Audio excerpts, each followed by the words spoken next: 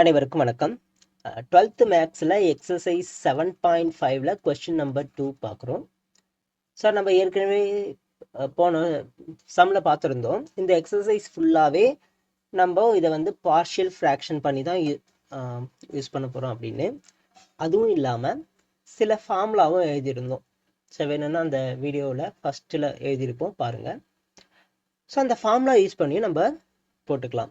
ஆக்சுவலாக இந்த சம்மை partial fraction படி போடணும் அப்படின்னா இங்கே 1/, எக்ஸ் ஸ்கொயர் மைனஸ் 9 3 ஸ்கொயர்னு எழுதி இங்கே 1/, X minus 3 into X plus 3 again இதை a/, X minus 3 plus b/, X plus 3 அப்படின்னு போட்டு எழுதியிருப்போம்.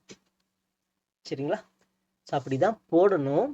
ஆனால் இந்த இடத்துல நமக்கு ஒரு ஃபார்முலா கிடைக்குது. அதனால் நான் அதை இந்த மாதிரி எழுதிக்க போகிறேன். இந்த ஸ்டெப்லாம் தேவையில்லை. இப்படி போட்டாலும் நமக்கு கிடைக்க போகிற ஆன்சரும் இந்த ப்ரொசீஜரை ஃபாலோ பண்ணாலும் நமக்கு கிடைக்க போகிற ஆன்சர் சேமாக தான் இருக்கும். சரிங்களா? ஸோ அப்போ டைரெக்டாக இன்டகிரேட் பண்ணுறேன். 1/, X square minus 3 square into dx. இங்கே என்ன ஃபார்முலா யூஸ் பண்ண போகிறோம் அப்படின்னா integral 1/, x square minus a square into dx is equal to 1/2a log modulus of x minus a divided by x plus a plus c.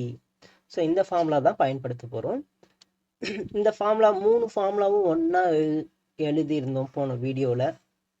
So வேணும்னா அந்த வீடியோவும் பார்த்துக்குங்க. So இந்த ஃபார்முலா டைரெக்டாக அப்ளை பண்ணிக்கிறேன்.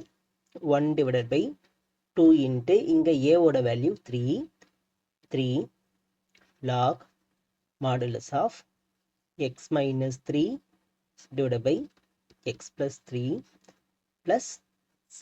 அவ்வளோதான் ஆன்சர். ஸோ இது வேணும்னா இந்த 1/6 log modulus of x minus 3 divided by x plus 3 plus c ன்னு எழுதிக்கலாம். சரிங்களா? Okay, thank you.